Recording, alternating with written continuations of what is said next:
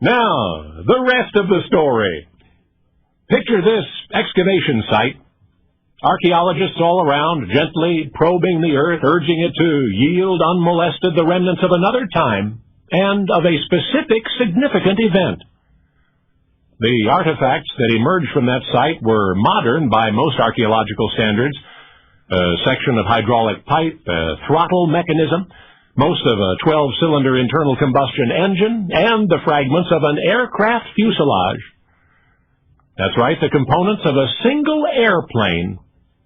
And not just any, but a World War II vintage Hurricane, a British Royal Air Force fighter plane whose final mission made history and whose final resting place was not quite final. What made her famous happened September 15, 1940. Her pilot, Sergeant Ray Holmes of Squadron 504, was prowling the skies, eyes peeled for the enemy, and he found what he was looking for: 3 German Dornier bombers bound for a target he could not yet determine. Anyway, he unleashed his 8 wing-mounted Browning machine guns on the first bomber, crippled her. Her crew was just bailing out as she rolled past him, spraying black oil on his windscreen. Still, he managed to draw the second Dornier into his sights, and again he fired, and again the enemy aircraft, belching smoke, rolled over and down.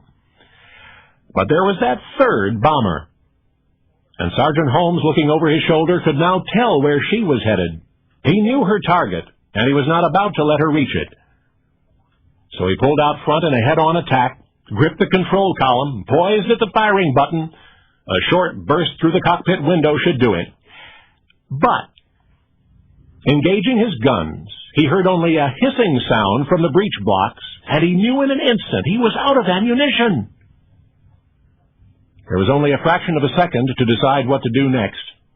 A fraction longer, Ray Holmes might not have done what he did, and what he did was to ram that German bomber.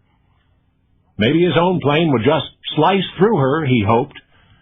And he did manage to knock the tail assembly off his intended victim, sending her crew overboard in parachutes. So the Dornier spun in, never reached her target. But Holmes's Hurricane paid with her own life. Holmes himself bailed out, lived happily to the age of 90, but his valiant fighter plane, she spun out of control, crashed, hit the ground at 400 miles an hour, and stayed there, buried deep beneath the city street. Not some distant battlefield, but a paved intersection in the heart of London, from which the archaeologists would exhume her remains 6 decades later to enshrine them in the Imperial War Museum, to honor the RAF fighter plane which intercepted Hitler's deadly pass. You see, before Ray Holmes caught her and killed her, that German bomber's mission was to destroy Buckingham Palace. And it has always been said that what history books call the Battle of Britain ended most gloriously September 15, 1940. But you know what they mean, because now you know the rest of the story.